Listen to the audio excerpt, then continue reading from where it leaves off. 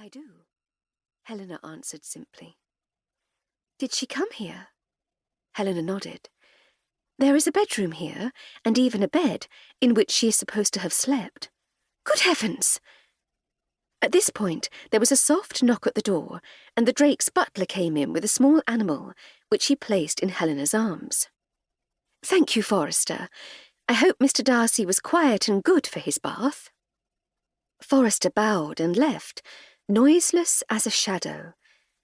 Helena looked after him for a moment, with softened eyes. Like Gwendolen, Helena had lost many people close to her.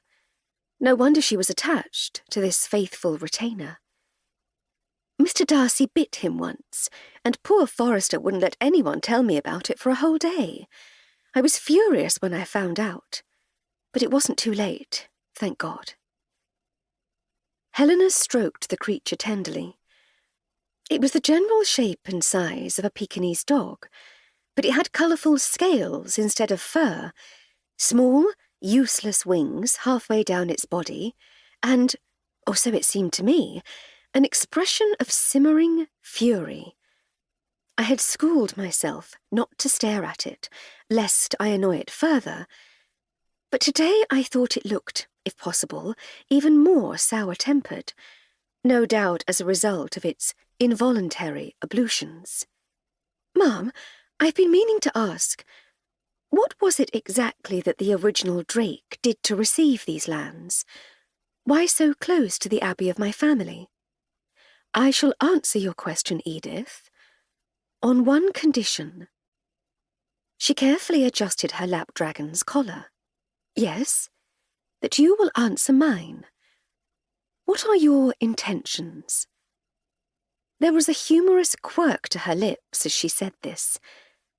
"My intentions, ma'am?" I could not imagine what she might be talking about. Her eyes locked with mine. They were a striking grey, brought out by the shade of her gown. "Your intentions towards my son." I blushed and burst into a nervous laugh. "Really, ma'am? What have I done to deserve such an interrogation? You must know that you are the first young woman whom Simon hasn't looked upon as a sister." Despite her bantering tone, I could see she was in earnest.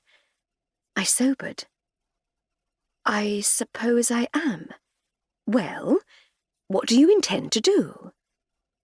She tilted her head to one side and waited for my response.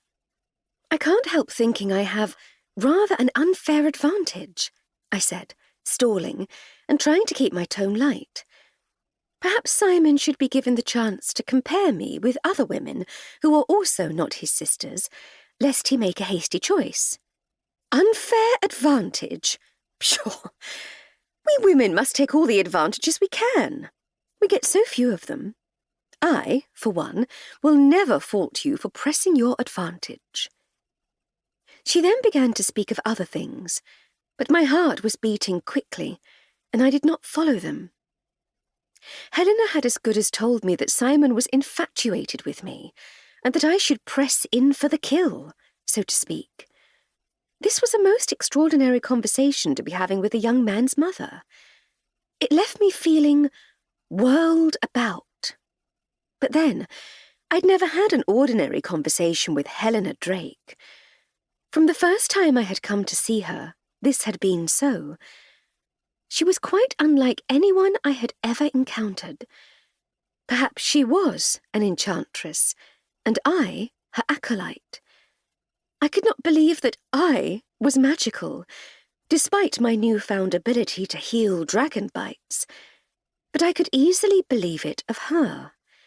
There was something about her, and about this house, that belonged more to the fairy books my stepmother had read to me than the England I knew. A thought sparked in my mind. "Ma'am, you said you would answer my question." Now she eyed me with a touch of respect. "Well done, Edith. I thought you'd let it slip by." I felt a glow of pleasure at her praise. She was not a woman to be easily impressed. She went on. "Bartholomew..."